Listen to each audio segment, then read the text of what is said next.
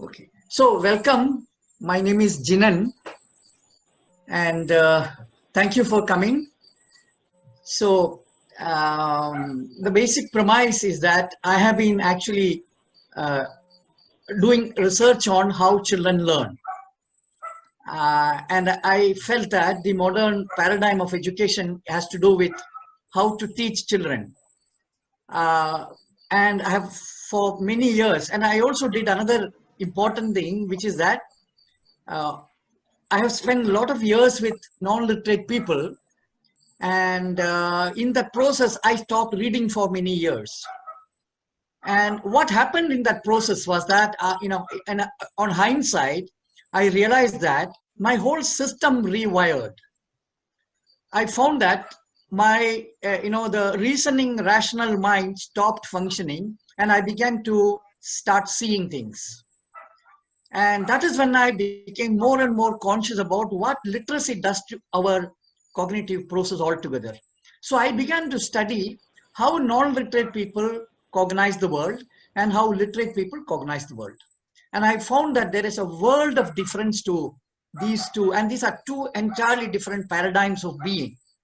So this is, just to give you the gist, the background of my research. And what I have done is that I have documented from 1989, 90 onwards, I have been documenting what children do spontaneously. And after years of documentation, I found that there is a very, very clear system in what they do. And it is not just, whatever, that we think that it is playing, it is working, it is learning. It doesn't belong to any of these categories. There is a very, very clear system designed by nature for children to understand the world. So let me share those videos, and so I will do a PowerPoint presentation so that it becomes more clear.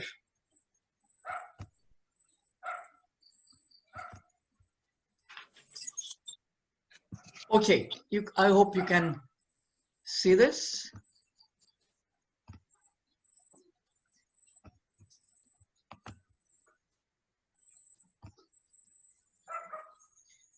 So roughly the way I'm going to present is like this: the context of the research, and also what prevents understanding, because I have also looked at what is the cognitive damage that does to people who get trapped in language, and how a certain kind of perception doesn't happen because of that. And then I will talk about the system itself, what conditions allow learning, and the purpose of learning, the conduct of learning, the process of learning, and the future possibilities. Now, one very important thing that I would like to mention is that I have not read anybody to talk about any of this. It is a purely, result of almost 30 years of observation, documentation, and all the time revisiting what I have been documenting. From that, I began to, understand a certain logic to what children were doing in the non-literate communities.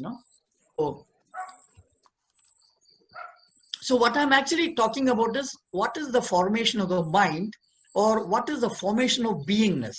How do we get formed? That is the basic thing. And the difference I'm making is that literates learn the word and illiterates learn the world. And this actually fundamentally impacts the way that we are formed. So I would say that literates have word view and illiterates have world view. And learning the word requires very different sets of tools, processes, abilities than the qualities that are required to learn the world. These are absolutely two different ways of being, knowing also. Another thing is that when we are engaging with ready-made knowledge, that instills different kind of a cognitive system than the one when we are engaging with the unknown. So that's another very important thing. So I recently came across this beautiful quotation by Buckminster Fuller, where he says, if you want to teach people a new way of thinking, don't bother try to teach them. Instead, give them a tool, the use of which will lead to new ways of thinking. Now it is very clear, at least now at this juncture, we are very clear that what is the digital tools doing to the cognitive system, which is exactly what happened when literacy came in. So you can see there's three kinds of transition we can see now. One, from literacy to digitality, and then we can of course try and understand what would have happened when the literacy was imposed and from illiterates.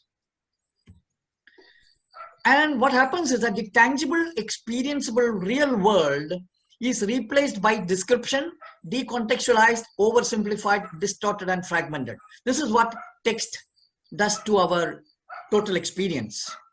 And what it does is it does an ontological reversal. What happens is that knowledge precedes knowing. That process is taken away. We are given ready-made knowledge to engage with, which also means that product precedes process. And imagination precedes distorted experience, because when you read, you're continuously imagining. In fact, I came across Marshall McLuhan's one video in which he says that the root meaning of the word to read means to guess, which means when you are reading, we are only rapid guessing, which means we are creating a certain kind of very personalized imaginations. We are not engaging with the real and creating imagination. So it is actually imagination of imagination. And another major thing that has happened is that creativity has become an afterthought. Whereas in the realm of non-literate people, creativity is a starting point because you are in the realm of unknown. And the best thing is that this is the first learning has become consumerism, because we are dealing with product as a first consumer product. This is what happened. And life is a process. This is a fundamental shift that literacy brought in. So, and the nature of language changes. From experiential, it became conceptual. From the body, it became mental kind of thing. From holistic, it got fragmented. From hearing, it became a matter of reading. And I would also say that mother tongue has become father tongue, because it is more masculine now. The language is more masculine because it is taught. It is not, constructed from within. It is imposed from outside. So, and what it does is that it creates a deception. It's a deception that we have illusion of knowledge.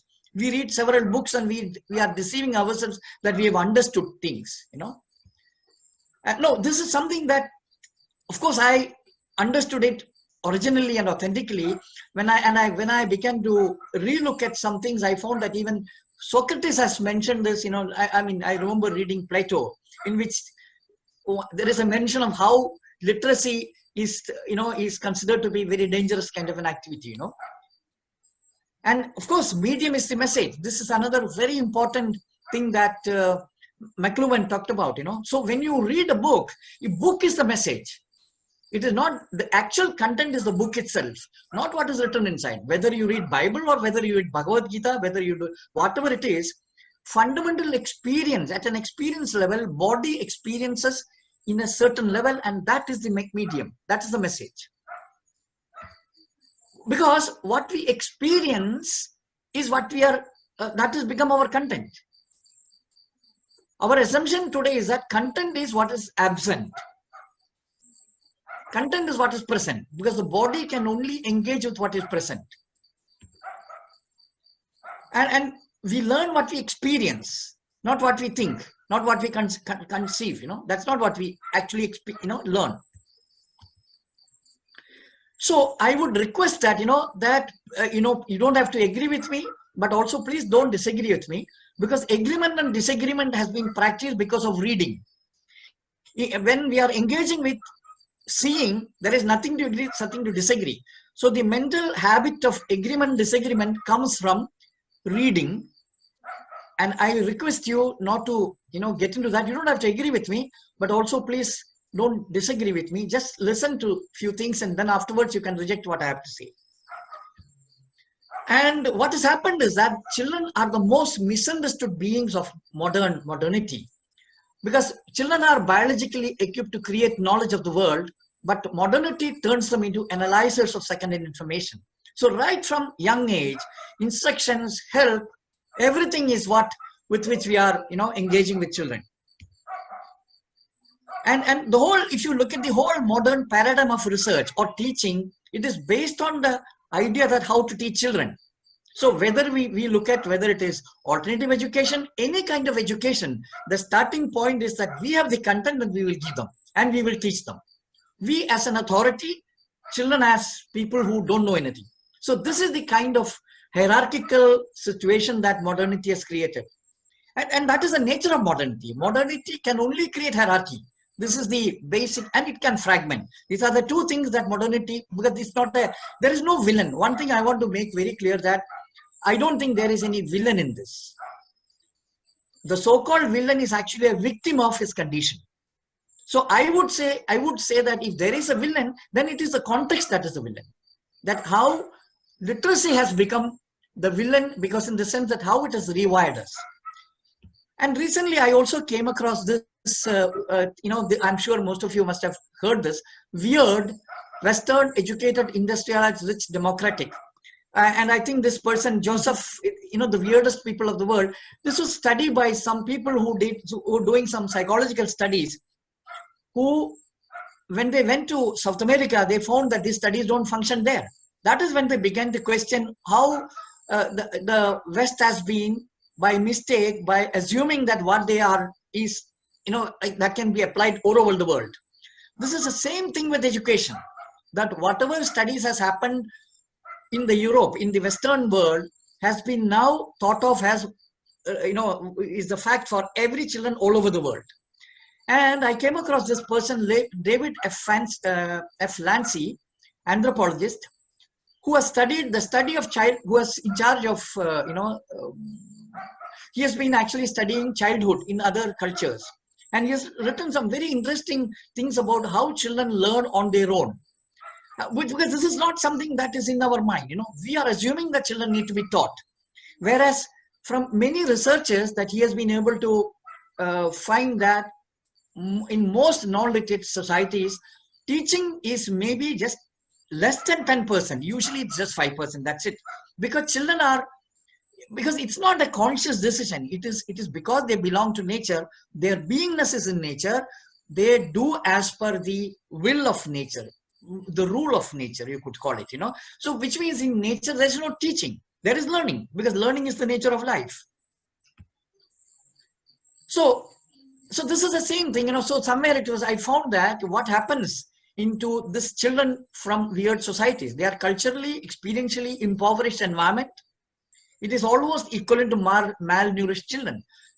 So this is in terms of true experience of nature, What you have is experience of product and never processes, and never nature, but very manicured environments. And they are instructed and taught. So, and also what happens in such environment is that possessiveness become very, very important aspect. Because this is another mistake that, that is happening. The weird has still not come to understand this, that in the non-literate communities, there is no possessiveness of things. They would use situations, but they will not possess anything. So there is a difference between people being in process and people connected with product. There is a completely two ways of being. So in my research, this is the usual research, how to teach children. This is called the teaching paradigm, and I call it deficit syndrome, which means the assumption is that something is not right, you make it right.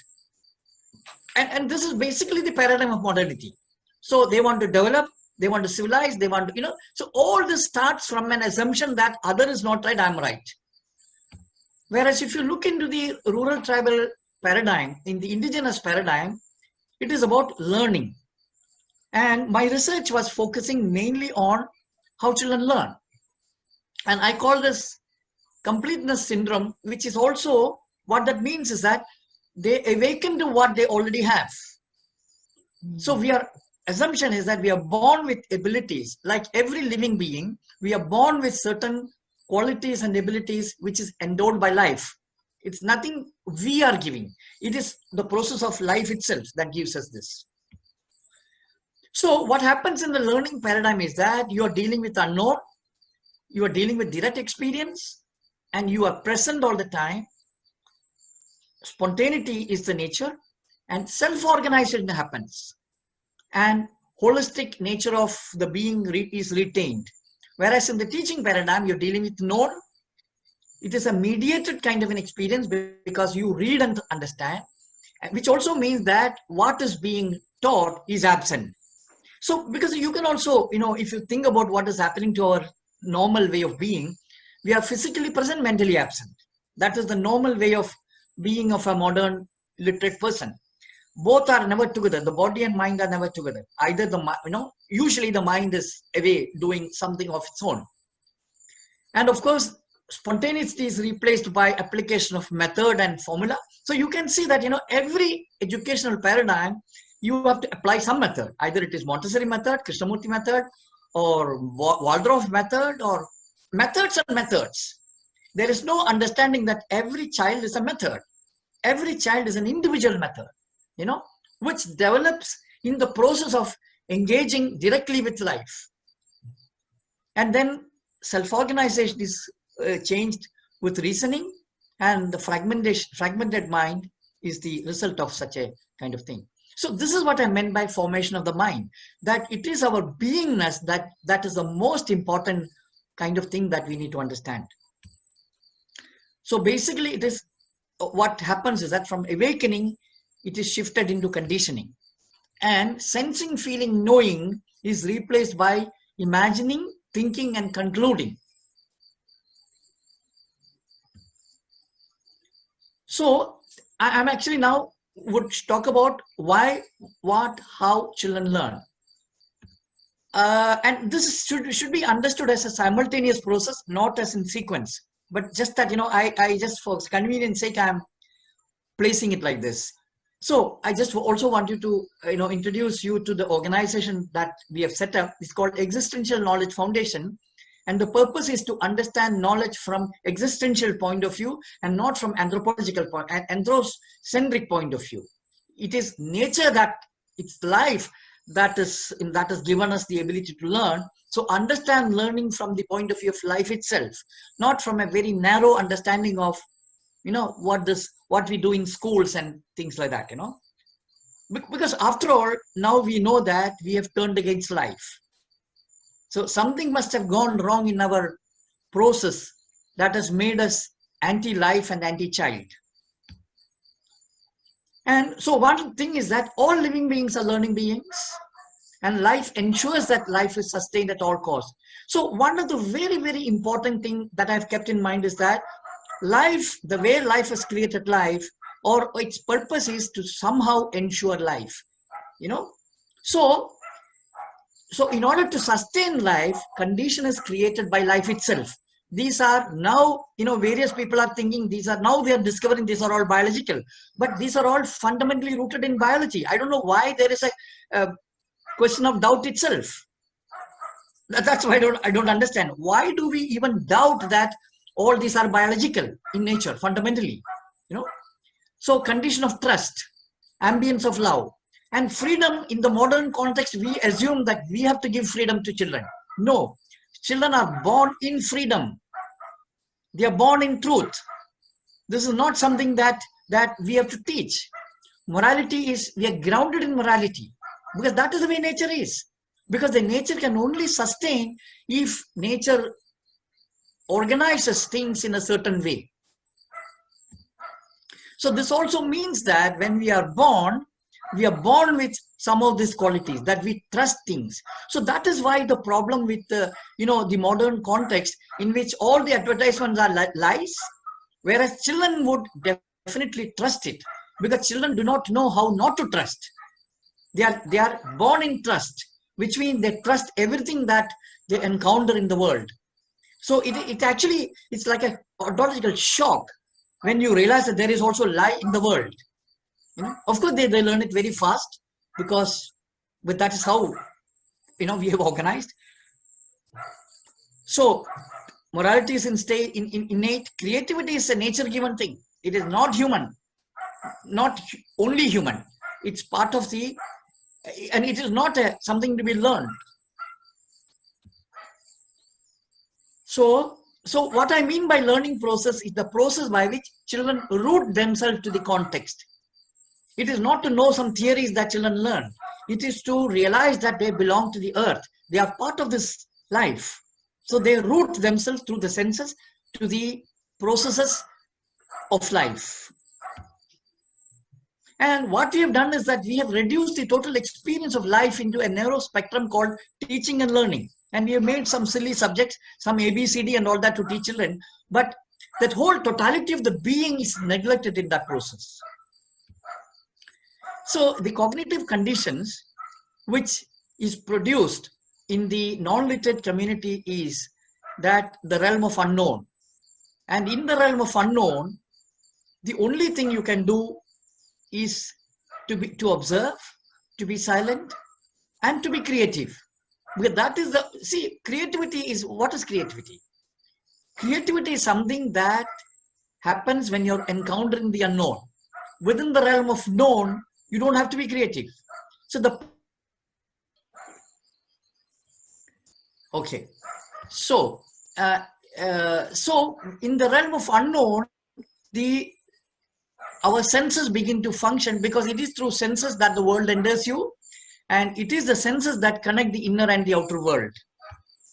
And so, and all the activities that children do in indigenous communities has to do with awakening senses, developing cognitive system, and simultaneously knowing the context, the world that you are, that you are engaged in. Que a ver, ya dice que esto así de ese nivel. Okay, so there are few redefinitions that we have to look at when we are moving from the linguistic realm into experiential realm.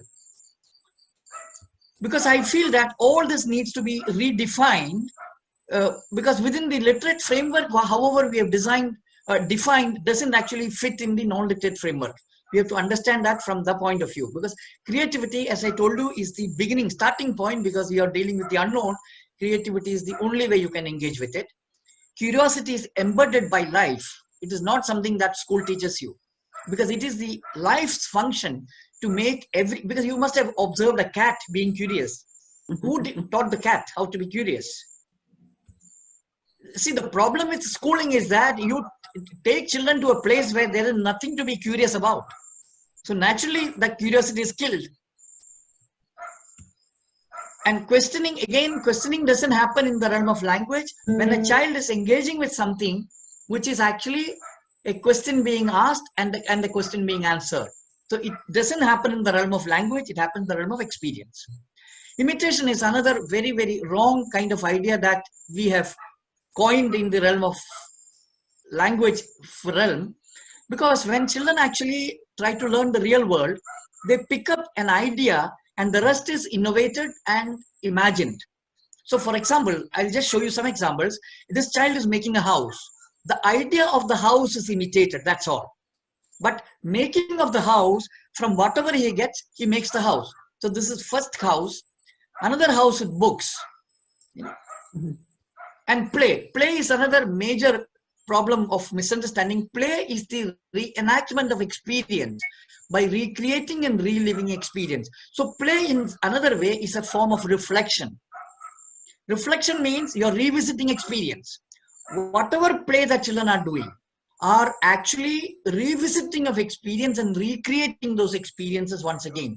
And in that process, what they, the props that they use are the toys. So children doesn't need modern adult toys at all. In fact, toy is more dangerous than schools, because toys actually distract children from the real world.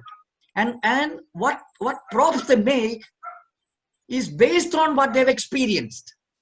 And there are very interesting, ways in which children create toys. For example, this one, that wooden block that he has is her child.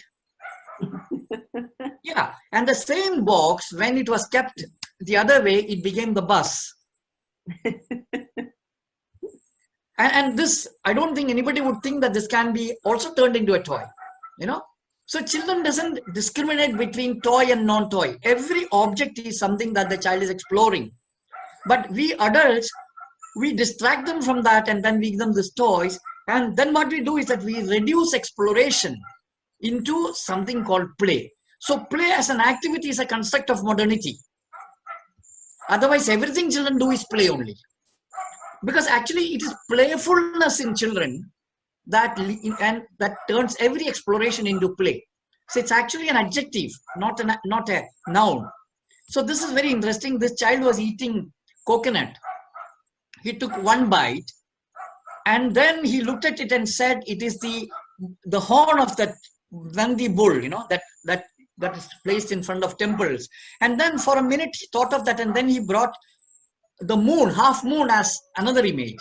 So how immediately he brought in two different images just by looking at what he is eating. So this is what children do actually. So as I just mentioned, play is a form of reflection. And imagination, this is another interesting thing. Children are imagining those stones to be their children. In fact, doll is another biggest tragedy of modernity, because you see, one very important thing is that, like the way children wean away from breast milk, they also wean away from each toy, each activity, because this what the children do only during the time when they are also experiencing the same activity that the mother is looking after them. After they cross this age, their experience changes, naturally their play activity changes. But when you give them a doll, they are with it throughout life. This is what happens. So the processes that, so we are not understanding process where we are imposing product on children. I'm sorry, a lot of dogs are very angry today, I think. They're all barking. I hope it's not disturbing the... So, as I told, from toy and all these things as process to product, this is the fundamental shift that modernity has made. So look at this. This is so interesting. This is two combs put together, and that has become his aeroplane. Abstraction, this is an activity that happens when the child is engaging with all these activities. So in this case, he has seen how an earth mover moves, and using an umbrella frame, he has recreated that. So he is actually essentially understanding two totally different activities. Innovation, this is what child does every time. So a simple object was turned into a broom and a scoop. Improvisation, I'm just showing you all these activities that children constantly do. Now, somebody had given a truck to this child. So what the child did was that, we would think that the child is opening the box and taking it out. Now, what the child did was that the child turned the box into the garage. So the child was telling the truck is coming out of the garage. So in an immediate way, they imagine something. Invention, affordances. This is another very important new term that is being used, affordances. And this is what children are doing all the time. You see, this child has never seen a binocular. Never seen a binocular. But when she found a form like this, she took it and started viewing through that. And this is what affordance is all about. And affordances is not only in product, but also in situations and in processes. Because this is what the nature of life is, to guess, to make use of things. So another very important thing I want to share with you is metaphor in action. Because our understanding of metaphor is in language, how two different things are connected to language. But I found that this is exactly what children do when they are recreating experiences. So, and I would also like to mention that language is the name given to our experience. In that sense, experience is verb and language is noun. Naturally, language is rooted in experience. So I will just run through this, that metaphor in action. So in this case, when I was using laptop, this child came in, saw a greeting card. She took it open and she saw this is her, laptop. So this was a metaphorical connection between form. In this case, she is telling this is the father and mother, and then she laid them down and told they are sleeping. So here she is comparing the comparative sizes, not even size, but comparative sizes. Two objects, one slightly big and small, that she imagined as father and mother. So what I'm trying to say is that children are equipped to make sense of the world, real world, autonomously. And our response is to distract them from the real world and replace it with miniaturized and distorted versions and quarantine them in schools. This is what we are doing. So how does the existential condition awaken inherent laws? So unknown, as I'm just bringing it back once again, because this is a fundamental difference in paradigm, and this is the most crucial thing, that the condition of unknown is actually what makes us or what breaks us. Because in the realm of unknown, reasoning has no role. Our rationality will not function in the realm of unknown. We have to be spontaneous, exploratory, we have to awaken our senses. So there is a completely different kind of paradigm that is given in the realm of unknown, you know, observation, attention. So you can see that all these kind of things, observation, attention, intelligence, doubt, I'm only reading the main things, wonder, experience, and sensitivity. And this is a circular kind of a thing. So spontaneity, playfulness, intuition. This is the basic thing. And one more thing I want to put in here is that within the realm of experiential knowing, why, what, how function simultaneously. And I call it, these are three kinds of attentions. Why, what, how. Because within the modern realm, all these belong to the realm of thinking. Why something is that? Why is, you know, all this, it's in the realm of thought, in the realm of mind. Whereas in actual experiential process, all this belong to the realm of experience itself. These are not afterthoughts. This is something that happens when you're paying attention. So these are three kinds of attentions: why, what, how, and it happens more or less together. So in the realm of modernity, the realm is known.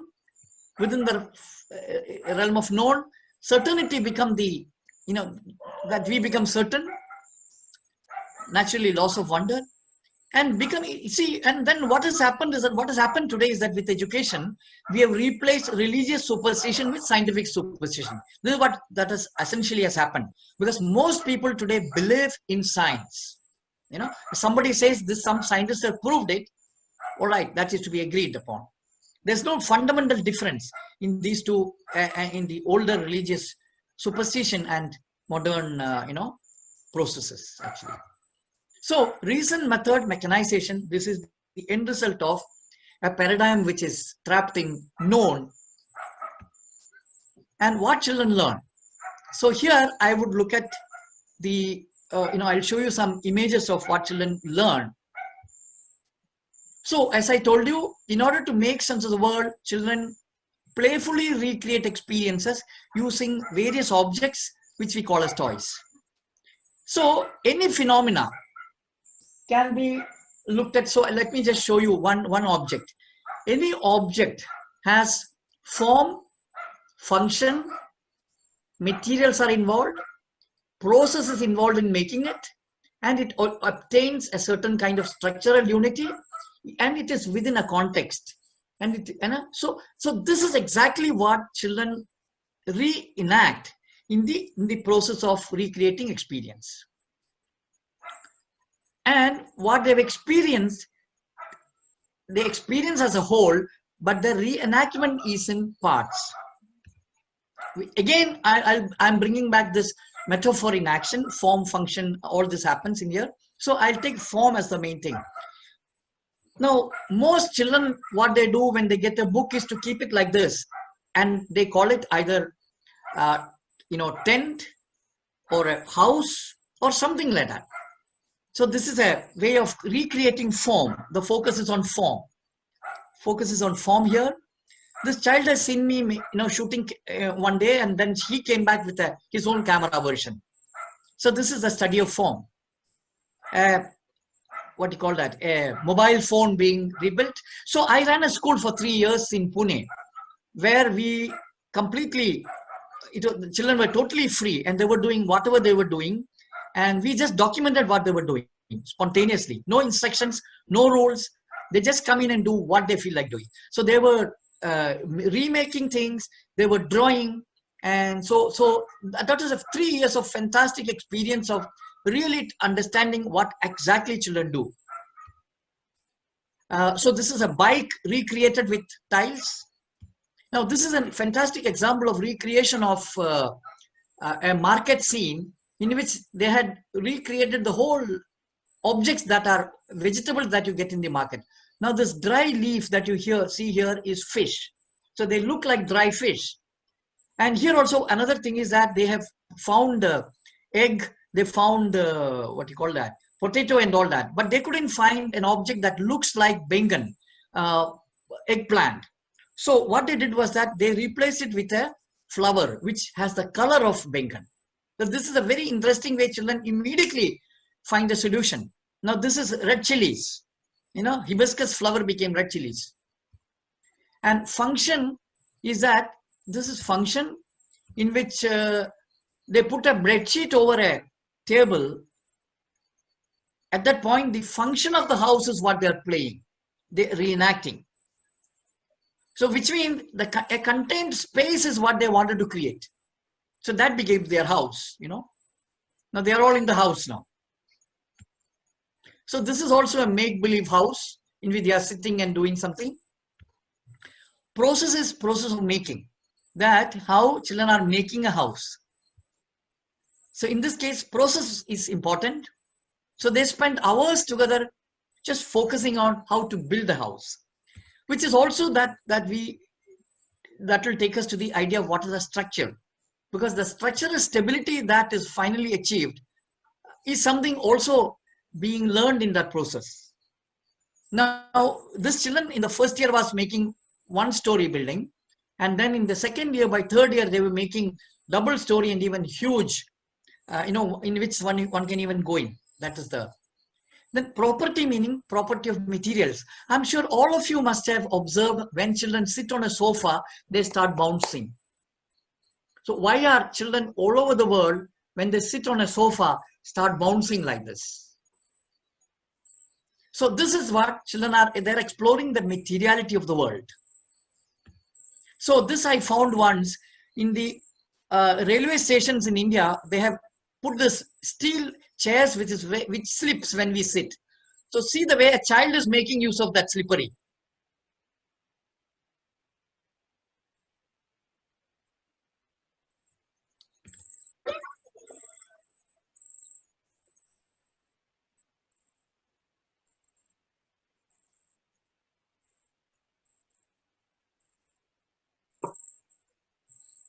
So sadi being used. So now I will quickly shift into drawing, because I also studied drawing, because in the context of modernity, drawing is part of art. Whereas actually, if you leave children alone with no support at all, they will draw what they're experiencing in the world. So which means that drawing is the playing that children do on two-dimensional surface. It is the same experience that becomes the source of play and source of drawing. So we did documentation in the 3 years of what children were doing. From that, it became very clear that there is a very, very clear connection between experience and what they draw. So in that sense, what I'm trying to say is that drawing is actually an act of trying to connect the three-dimensional world in terms of two-dimensional space. So in that sense, if we replace literacy imposition and replace it with drawing, I'm sure children will be able to understand the correlation between what is a three-dimensional space and how it can be represented on a two-dimensional space. So they are in control of 2D, and then maybe literacy might enable them to differentiate, the actual function of what is literacy, So literacy will no longer be the cognitive source. It will become the tool which actually it should be, So drawing is the process by which children make sense of the three-dimensional space in terms of two-dimensional space. And as I said, experience is a source of playful exploration and playful drawing.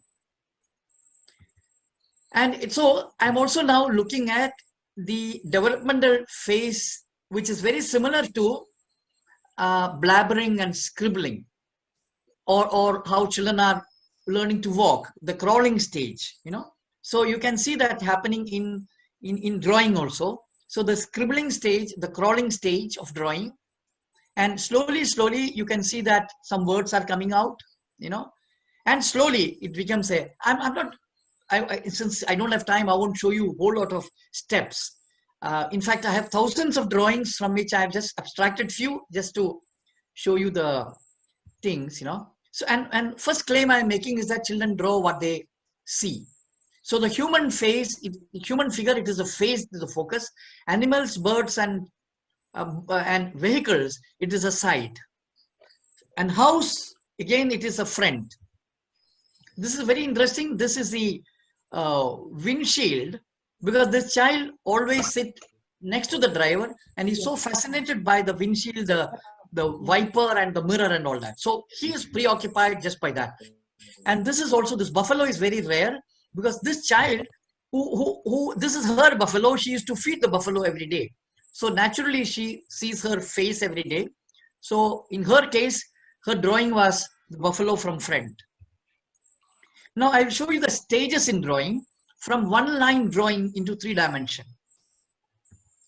So you can see how 3-dimension is still represented in 2D kind of a drawing, and then slowly how that reaches 3D. Of course, as I am telling you once again, there's a whole lot of different stages in between, and just creating a shortcut. Now this is a very interesting drawing of top view, in which the child has almost spread out the whole object, And then next is that daily events, how from one word the child goes into making a story, how that becomes a whole story together, This is a simple drawing of a child watering plants, And then how does it get complicated into a whole? This is an activity that happens in the villages. It's a festival in which, so they reenact it experientially in the real world. They experience it first, they come and replay that, and that also becomes their drawing. Act of imagination, a friend was there who was pregnant, so the child was also drawn in the drawing, inside the womb. And in this case, there are 3 generations. One cat, her child, and her child. And fantastic abstraction is something that happens at certain point in their life. This is a bull. Lines, and they represent the essence of things. So abstraction happens even in here. That's what I'm trying to show you. And the same repetition of exploration of form, exploration of function. In this, the vehicle is moving. So the children also try to, draw the movement actually. Again, you can see that the wiper movement is being tried out. So child doesn't have a problem with trying to draw movement. This is another important thing, that because for an adult it is not going to be that easy to draw movement, that wouldn't occur to them, that no, you have to sit still, then we will draw. So, and I think if we do a comparative study of play and making of toys and drawing, we will see what is the reduction in terms of what happens when a 3-dimensional object activity gets represented on 2-dimensional space. And imagine what will happen when we write, the kind of shift that happens, the kind of reduction that happens, the kind of, fragmentation that happens. So just that what I'm trying to state is that we have misunderstood children, play, toy. Knowledge creation is something that we don't talk about at all. The process of knowledge creation is totally absent in the modern paradigm of knowledge, because knowledge, if you want to understand knowledge creation, it has to start with the child. The child is the knowledge creator, not after when you are doing PhD. There you're only doing reading more and creating more and more permutation combinations. You're not using your senses, you're not doing the process that life has given to you, in order to create knowledge. So what I'm restating is that ready-made toys are more dangerous than schools.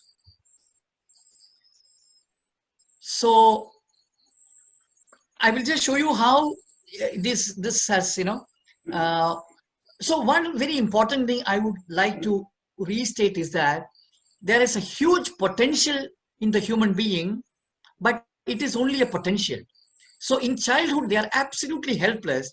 And if the external condition is not supportive, you can make them or break them.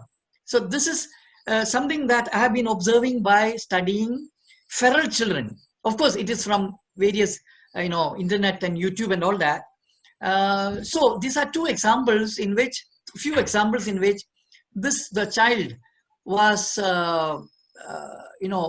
brought up by dogs because the parents were drunk all the time.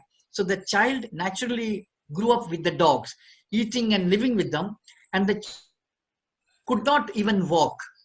This is example of all the children that couldn't walk because they were brought up by either animals or birds, and their behavior became whatever was the source of their experience. So the first child became dog-like, the second child became monkey-like, and the third child became bird-like. This child is keeping the hand like that because he is keeping it like the way the birds has their wings, and the child was using the lips the way the birds uses beak. A fantastic experiment that happened in 1930s in America, where the parents brought a chimpanzee to be the child's playmate. But within 6 months, the parents had to throw the chimpanzee out because the child was learning to be a monkey.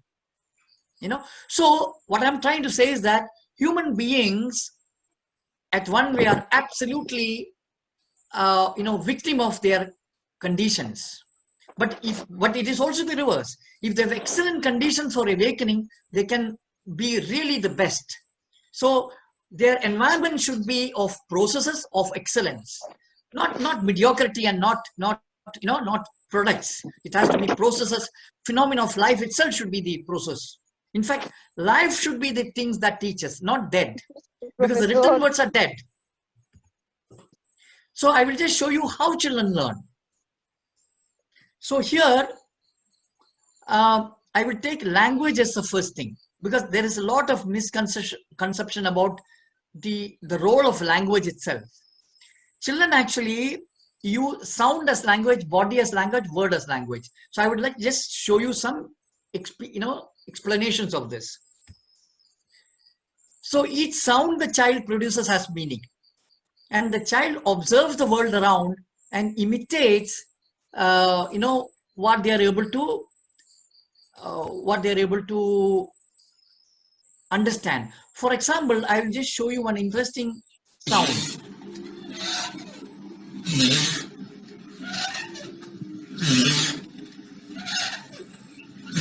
This is the sound of a swing, and the child heard it very keenly, and whenever the child wanted to go to that swing, he started making the sound of ooey, ooey, the same sound that he picked up from the object, So what happens in the natural learning environment is that the adult provide the word, children hear the sound, and meaning gets created in experience. So because there is no teaching in indigenous communities, So in the slums of Bangalore, children learn 4 to 5 languages by the time they reach 4 years. So whichever language you learn, the experience would be the same. And the parents are not consciously teaching at all. They are, in the adult language, they are, just talking to each other. From the context, the child is making sense. For example, somebody is telling, bring the chair and keep it near the table, or bring a glass of water. From these talks, the child hears a sound and pick up clues and then connect those words. And that is how how they name each experience and each word. So in the beginning of distortion happens when the adult provides the meaning. So our experience is removed. So this is how conceptual language begin to happen, because the child then begins to, use language directly at the conceptual level. It doesn't get from the experience itself. Because the conceptual language is generally get created when the child is experiencing the world, abstracting it, and concepts naturally get formed. Now, one experience, this child used to call water pa. So when the child for the first time saw the sea, which is huge and which is making noise, the child made this sound with, pa, boo, and that body also enlarged and showed the immensity of that, so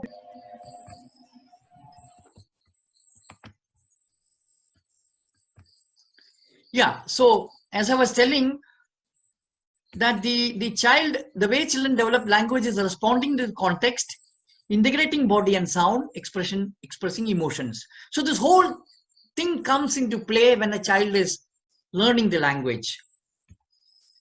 So, and it is very interesting that in the initial stages, how children create categories.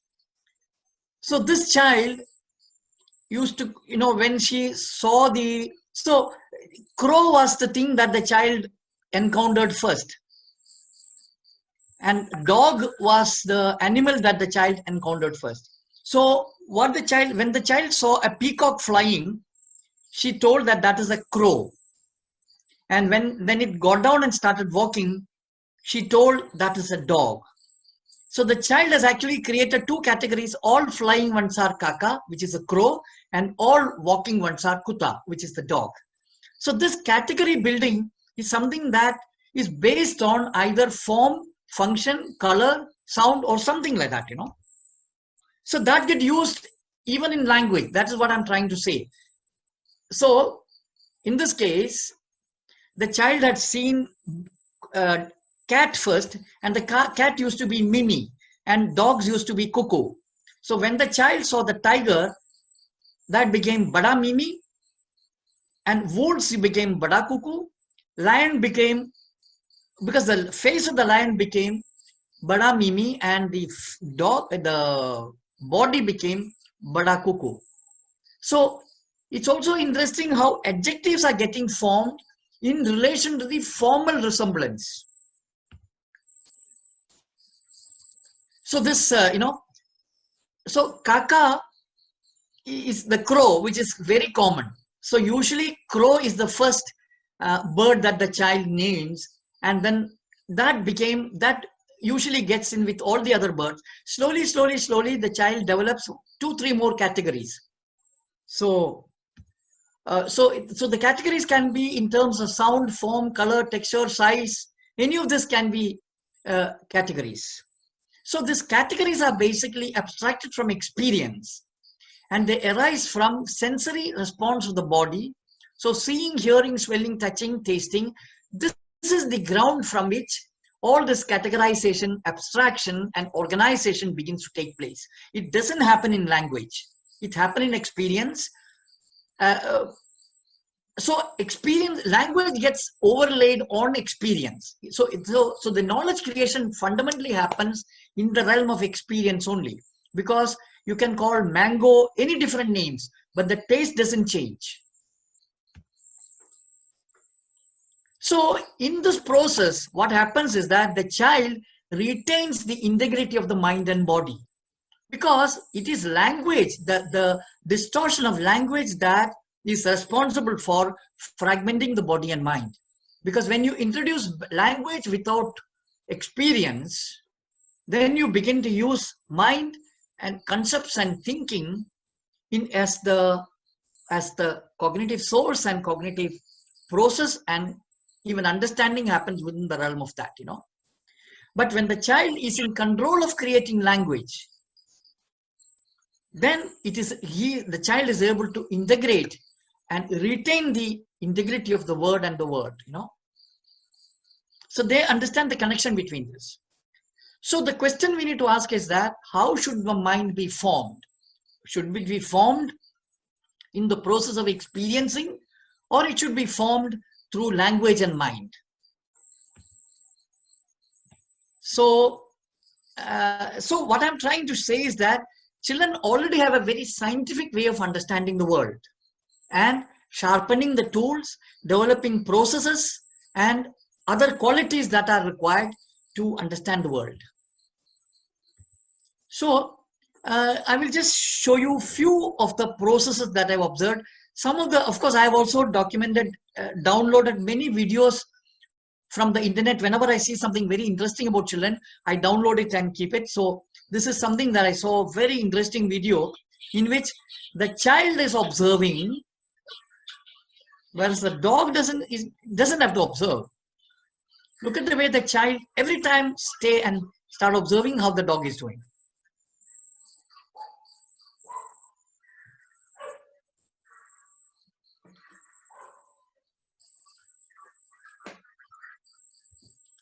So this is one. Second, very important, this is one of the most important video that I have, which I'm going to show you. This is the crux of learning actually. How children compare forms, finding similarity and finding difference. Now this is what we do with everything in life. When you first time taste a mango, second time you taste another mango, immediately there is either a feeling that, oh, this is the same type of mango or this is a different type of mango. And it is in senses, it is in the taste that we are able to distinguish, not in language. So please look at what this child in front is doing, what is trying to compare and comparing the difference and similarity.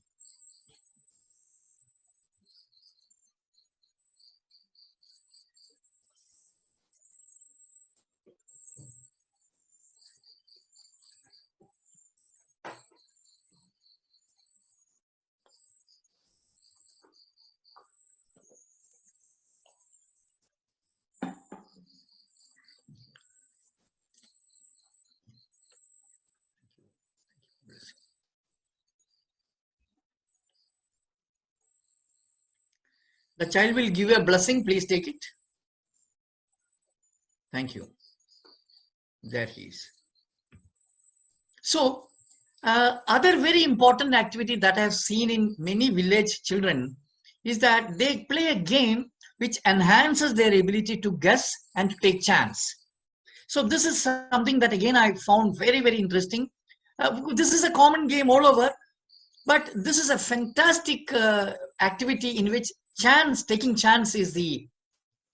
There are many other games in the rural areas where children learn how to be alert and how to take chance.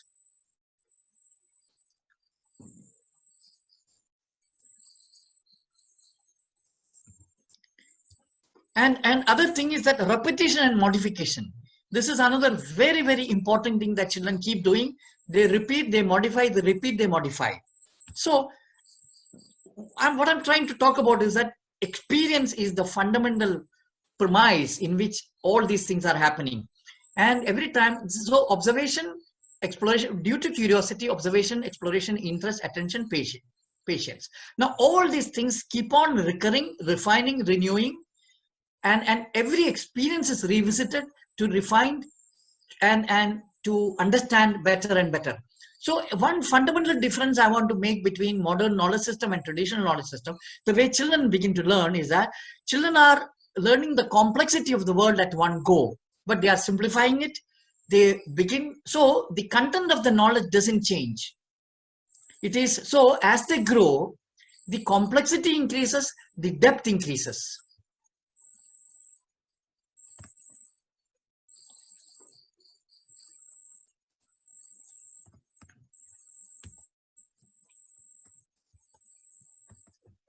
So I will quickly show you a few more slides in which, how the form, function, process, structure of one object I want to quickly show you. Form, function, process, structure. And now I want to take you once again how toy as a process in the if you take this house as an example. So increase in complexity is what I'm talking about. Look at the way the initial stages of the house baking, At a later stage, the same child, it is done by the same child, house became bigger. At another stage, it becomes even bigger. And this is around the age of 13. He made a pakka, very, very stable house, you know. And of course, he has lots of chelas around, his many apprentices with him. Now, another thing I want to show is that the same house, how exploration of various materials come into play, even when you're exploring the idea of a house. Bricks, books, again bricks, but now this is a flat. And they also make small models also, you know, in exploring this. So I just wanted to, you know, show you that how children are constantly revisiting and refining. So I will quickly conclude now. So what I'm actually proposing to the group is that I'm requesting a fresh research on children, which I call it existential research. What I mean by this research is this, that we are primarily researching on ourselves, that how do we recover our senses so that we are able to see children and not create ideas. So how do we address our biases? And the areas are that, you know, we can look at natural learning and all that what constitutes. And I call it unnatural learning. And how, because what I feel is that how do we bring the role of mediums like text and digital as a tool and not as our cognitive source. I'm not telling that language is not important or digitality is not important. They are important as tools and not as our cognitive source, not as our master. So I came across a very interesting another book, a talk by a person who talks about, the book is called Master and the Emissary, the Making of the Western World. Where he talks about how fragmentation takes place, and so this is another interesting area that I would like to explore. Now, all my work is related to not mere intellectual ideas. This is very much in line with what we can do practically. How do we bring changes within our home so that we create create a space for conducive for children? How do we reimagine schools? How do we reimagine higher education? So all these are part of the so here one thing that I have left out is what I call as the biological roots of beauty. Well, because there is lack of time, maybe another time one could do it, So I'm also requesting people who have come to, if they are interested, excited, they could collaborate with us. And so this is my email and my website. And with this, just 15 minutes left, maybe we can have a small exchange. So I'll stop sharing now. Could I ask a question? Sure. So you were saying toys are harmful, and I was wondering if you could explain which toys are harmful and which are not. For example, wooden. No, I think all toys which is being which is being sold as educational. Is there a problem? Are you able to hear, or there is a problem with the sound? I hope it is okay now. No? Now Like I think other people will have to close their microphone. Then, yeah. Okay.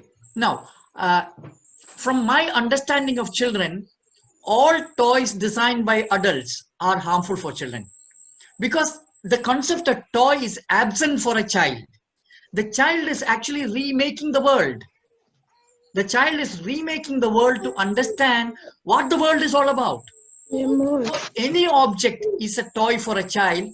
Actually, they are props, as I told you. These are props to understand the real world. So even the very idea of teaching is harmful, because the child is meant to discover world, discover life. And as it is very clear from the activities that children are doing. And another one thing that I want to, once again warn is that today the biggest damage that the West is doing is they are creating what is called as play workers. Now, there was only one thing that is left for the child, that was to play spontaneously. Even that is now is being killed because there are trained play workers who will come and play with children. I think it is extremely dangerous for adults to play with children because children's playfulness come from a different realm altogether. And adults are, coming to play from a different kind of mindset altogether.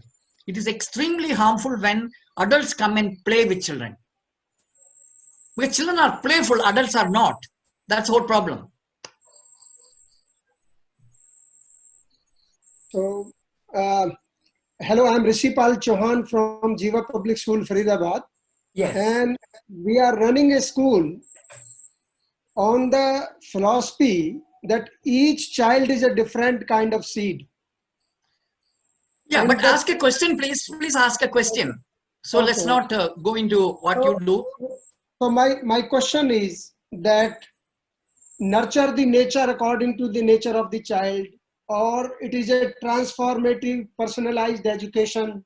So if we give the complete freedom of learning, then how in this modern context a child is going to get success with respect to the modern definition of success?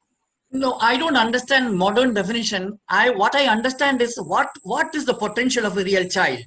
And what I'm telling is that modernity has no place for children. Modernity, the very design of modernity is anti-child. So I wouldn't want modernity trying to help children because they cannot help at all. You see, the fact that pregnancy has been turned into a disease, that everything has been turned into, natural process of life has been turned into a disease, is the biggest damage that modernity is doing to life. So there is, I don't think anything can be done for children from the realm of modernity's mindset, because it doesn't understand children at all. So we have to totally understand children from the point of what is a child, what is life, what it wants to be. It doesn't need your help. Please understand this. So this paradigm of help has to go completely. Can we respect children as beings that are capable completely? So we have a self-introspection program in the school, but still they have to live in the society. No, but that is, no, please, let's not discuss the school and what you do in the school. We are not going to discuss that. Please, don't bring that. Don't bring that. So let me just tell you, when we ran the school, in our, when friend invited me to run the school, what we got together, all the teachers got together, and I asked them one simple question. Children are going to imitate you. Are you worthy of their imitation? This question, if we hold closely, we will realize none of us are worthy of children's imitation because we are busy teaching them. We don't know, we are not creative people. And mind you, what the school teaches a child is to teach. Please understand this. No child ever learns to learn because the child never experiences learning process happening in front of it. The child is already a learner, but the adults around are all busy teaching. So have you noticed, I have a fantastic documentation of that. Have you noticed what children do when they come back from schools? They play teacher games. They reenact to be a teacher. They put on the seriousness of a teacher. They will make you sit. Anybody, if they have some dolls, they will make them sit. No, do this, do that. What is the child learning? Please understand, children learn what they experience, not your intention. Please understand this. So when a child is experiencing teaching all the time, child learns to teach. When the child is experiencing authority, the child learns authority. But when the child is experiencing learning happening all the time, the child retains its ability to teach, to learn. So let me tell you one thing, that learning is natural. It can be awakened in the child. But teaching is not natural. You can condition the child to be a teacher. So you must differentiate between what is awakening and what is conditioning. Awakening is what the child already has, which we can create an environment which will live up to that, which will awaken to its possibility. And conditioning is that you can condition a child. Like that child was conditioned to walk like a dog is the best example. So the mind can be conditioned, the body can be conditioned. Because you see, remember, how you look at the literate people, our both hands doesn't function as well as a non-literate person because they are working with their whole body. In fact, for us, our only this finger works, no? The rest of the hand is quite weak. Why? Because we have never done spontaneous activities all the time. And 8 to 10, 15 years, what have we done with our body? Inactive body. Sit still. We have taught our body to be lazy. See, laziness is not natural at all. Laziness is conditioned. No child is ever lazy. But today what is happening is that a child which is so active is termed ADHD and all that kind of nonsense that has been now, that is coming out of the modern world. No child has any problem. Please understand this. This is created by modern people who doesn't know how to handle a child. They don't know how to create a space for children. You see, please understand one thing. Today, even the crawling stage of a child has been taken away because there is no space to crawl. There is no condition to crawl. Children are sitting and dragging themselves, which is unnatural. There is a clear stage for a child from tilting to slowly trying to crawl, then walking on fours. Slowly the child learns to walk. So there is a clear stage, biological stages. Why is this has been taken out in the modern context? So I think it is very, very important that, we drop our egos as if we have understood everything and re-understand children and understand them with absolute respect, not from our authoritarian perspective that we know everything, that Piaget has learned everything and what that man, Vygotsky has learned everything, now we can be their slaves and obey them. The problem is that everybody has been turned into a slave of somebody's theory. Drop all theory, you become the learner. This is the only thing that is possible because you are meant to be a learner. Please understand this. All of you are meant to be a learner, not to be a servant of somebody, not to be a clone of some great theorist. So I think we need to realize that we are all creative people. Only then we will be able to engage with the creativity of the child because the child is the most creative being. Please understand this. Yes, but Jinan, what you've done is you've been able to take what I think we all can agree on philosophically, and you've been able to truly demonstrate on a very practical level what it looks like. And that's absolutely incredible. So that's what's helping me to, you are showing us the process by giving us the process. Yeah. And also, I appreciate that. Yeah, thank you. One more thing I want to tell you, I happened to adopt a child. So I kept 3 rules because I learned it from the rural tribal people. It is not my rule. 3 rules. One is that I decided never say no to her. Second, always follow her. Third, never lie to the child. Because none of the 3 things are practiced by modern people. They find no problem lying to a child. They always impose when to sleep, when to eat, everything. In fact, they are overloading them with all kinds of food, because of their insecurity. So, Jinan, I would interject, based on my research as well, and we've had conversation over the internet yes. of this. Yes. My research with indigenous people and traditional forms of indigenous education yes. corroborate all that you've said in the context of indigenous, and this yes. is why indigenous peoples have so much issues and so many difficulties when they transition into modern Western education. So, as an educator, that's been my focus, is to really investigate this whole notion. And it comes down to also a very distinct difference in worldview.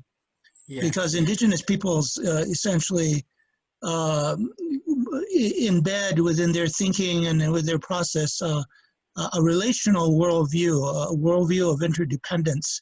One would even say an ecological worldview. You can find this in almost any indigenous culture anywhere in the world. Yes. And as a result of that, then the life-centeredness, the life of the people, the sustaining of the people, the culture through time becomes the intent of what we do today call education.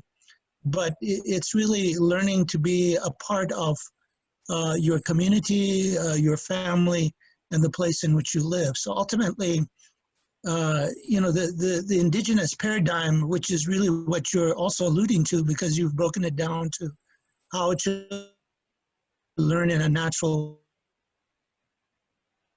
practice. Well, what I found in my research is that as I studied indigenous ways of knowing, indigenous forms of education, that it began to parallel some of the things that we're now finding out with brain pattern methodologies in education, the research that's going on, which examines how humans actually learn, you know, based on brain processes, and the idea of literacy and non-literacy has come into question because of exactly what you have said, you know, and what you have observed with your studies. So I commend you greatly for this work, and also for the clarity, just as Desiree has mentioned, the clarity that you have brought forward, you know, in your research. Definitely, it is a time to begin to think in these terms for the next generation of humankind. Thank you. So I hope we can connect. I hope you can send me one line of through email, and maybe, you know, I can form a small group in case you are interested in. We are hoping that we will have more and more collaborators, you know, to take a deeper research forward. And if you know, if you have, I hope all of you have my email. You know, if you don't have, please, I can also just quickly, Shashi, can you just put it in the chat box? Shashi? Yeah, Email. I put it in the chat box, yes. Okay, he has already put it in the chat box. You can, you know, in case you don't know, it's jinankb@gmail.com or ekfpune. I must have written to most of you, so you can write one email back to me so that, you know, we can maybe, you know, come together as a group and see if something more can be done in this, you know, because parallelly there is also, you see, what I found was that the weird idea of the weird is very good.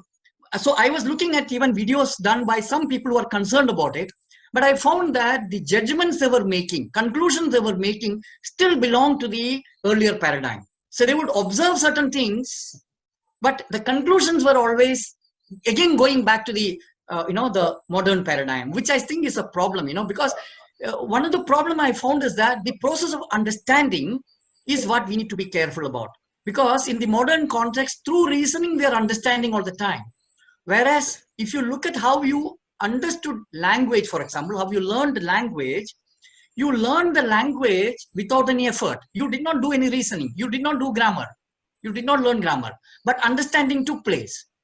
So I find that we don't have the patience to let understanding take place. We want to conclude immediately with whatever few, you know, clues that we got.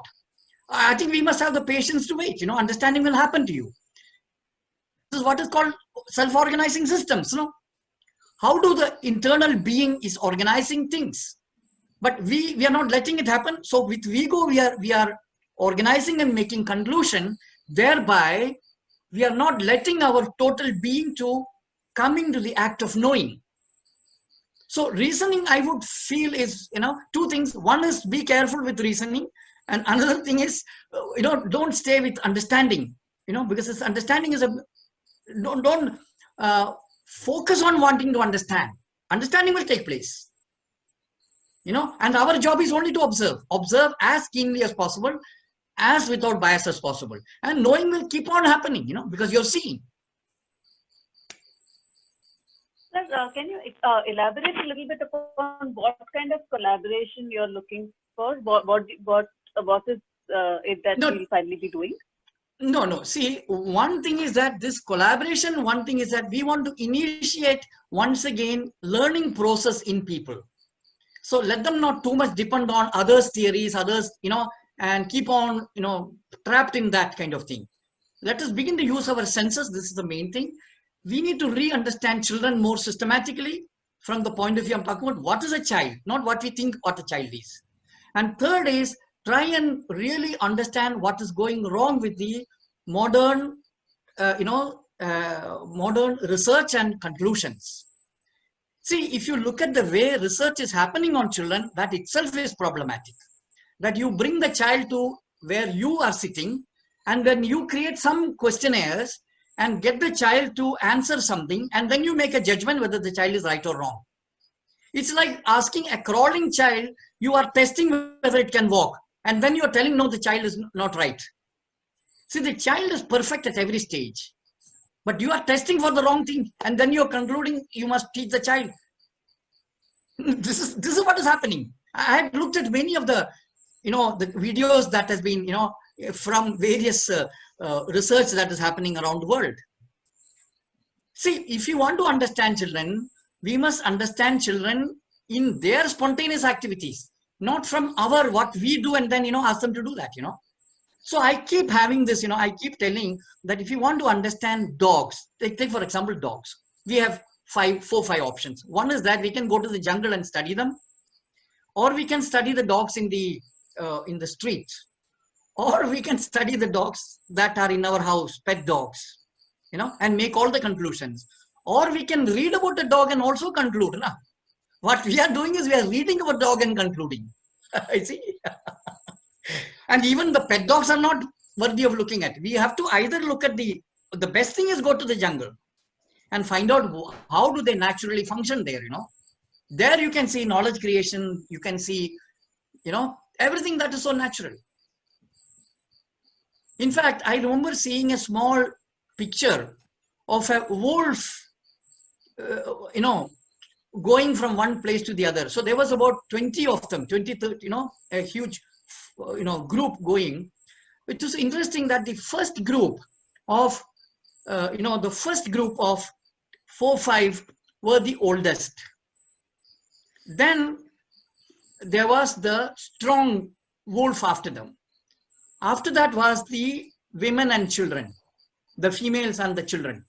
And the last was again the strongest. So it clearly showed what is the social organization. How do they understand this, So the pace is set by the old people. What should be the speed?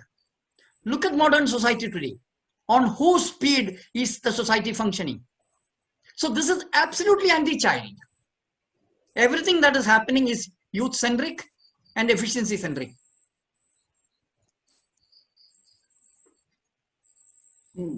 Jinan, thank you for a wonderful talk. I noticed there is one sweet child amongst the participants. Yeah, I know. With Elisa. What's her name? With Elisa, yeah, I know. I've been looking at that little one. Thank you. Yeah. Thank you, Raja, for telling that. She's sleepy, but she's sleepy. Yeah, Elisa, she's sleepy. The child is. He is a bit sleepy. But he's going to benefit from all this, Jinan. That's good. I hope. Thank you. Oh, there's one more. iPhone. Can I ask a question? No, he's sleeping. So please let him sleep. Sorry? Huh. Oh. So is that okay? Or if you have... So Pat, thank you for coming. Arturo, thank you everybody for coming. Thank you, namaskar. Thank you. Is it possible to make a question? Pardon? Is it possible to ask one question? Yeah, sure, please. I think you said something about never say no to a child. I was just thinking in the context of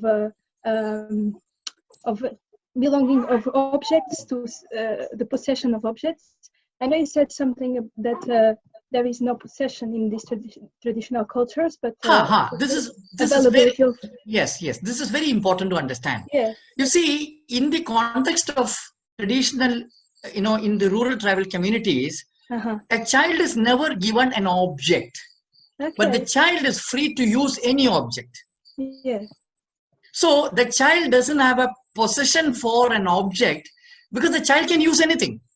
Yeah. Whereas in modernity, it is very clear that we give objects specifically to a child. This is mine, this is yours. Don't use mine. So the notion of ego, the notion of mine is actually constructed by modernity, because I find there is another very dangerous game that is happening to bring in an idea that economics is biological. Economics is not at all biological. Everything else is biological except motive for profit, motive for economics. That is not at all biological. But every scientist is now trying to prove that it is biological. It is not biological at all. Because we are process-oriented people. We are not product-oriented people. We don't want to own anything. We want to live. That's it. Without ownership. I'll tell you now. I have several examples. I'll share one very interesting. I won't show you the video. Next time I can show you that. One video of a child had started drawing in an A4 size paper. She must be around 9 years, 8 years, 9-year-old child. Started drawing on an A4 size, A3 size paper. Another child came in and joined. Another child, and 4 children were drawing on one paper. Nobody was asking permission. Nobody had any problem with her joining. Anybody joining. And then before the drawing was completed, the first child left. And the others continued. Nobody had any complaint. So this actually sums up the way rural people relate to each other. You don't have to say thank you. You don't have to ask permission, because that distinction is not made. That you belong to me, I belong to you. Yeah, that makes sense. You don't have to ask permission at all. So this was a fantastic kind of an event in which the children were so beautifully engaging with each other without any problem. And we have time and again seen this in our 3 years of documentation, that when children are doing something to another child comes in, they are so accommodative. They just as if there's no problem at all. So this is very important to understand this. Possession is a modern idea. That it is mine, which is a product orientation which is brought in. And the other question that you asked was that staying no, of course. What I did was that I created the condition in my house so that I don't have to say no to my child.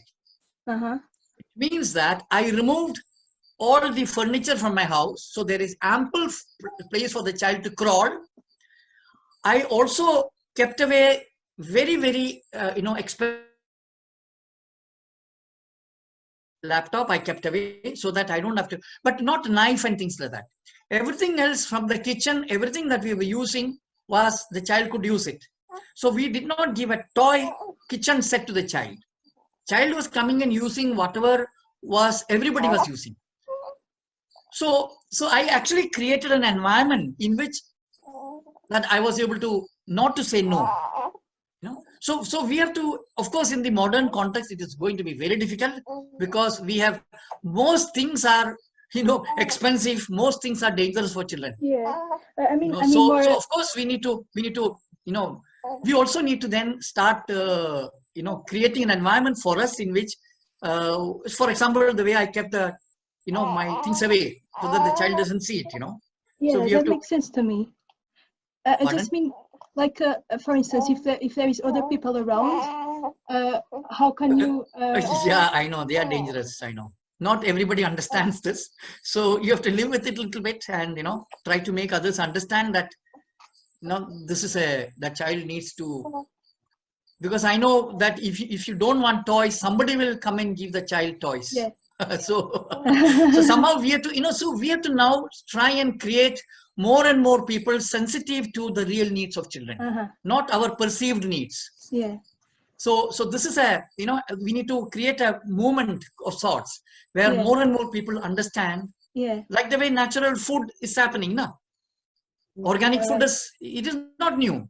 I mean, but it has taken many years and many people are trying to practice organic food. But what I am talking about is absolutely new. Very few people are understanding children from the point of view of what we are talking about, So it may take time. It may take time, but I think it is high time that we at least begin the process of how do we actually, recreate, create conducive space for children. That is very important. Okay, thank you. Thank you. Thank you very much. Thank you. Thank you. So Pat had, has he left, Pat? Okay, I thought he was wanting to ask something. So I think he left. To be asked, otherwise.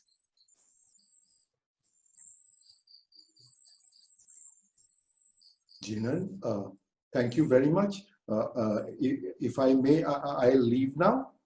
Yeah. Thank you. Thank you, Jinan. Thank you. We were also closing, so I just last minute I was asking if there is any more questions. Yeah. Otherwise, we can. All right. So I'll wait. Usually, I sleep at 8:30, and I was wondering how do I keep awake today till 10 o'clock. Thank you. This was yeah, very nice. Thank you for yeah. Thank you. Namaskar. Bye. Namaskar. Thank you, Jinanji. Thank you, everyone. Yes. Thank you, Gregory. Thank you, Arto. Thank you. Thanks, Thank you, Tina. Tina was the person who initiated this whole thing. Thank you, Tina. Thank you, Gina. And it's yeah, done a wonderful. So yes, let's stay in touch. Please stay in touch. Yeah. Let's see what we can do. Yeah. Okay. Judy, thank you. Yeah. So, okay, we'll keep in touch and okay, thank you, Arturo. Yeah. Thank you so much. I hope you enjoyed. Thank you very much. God bless. Yeah. Thank you. Bye-bye. Bye-bye.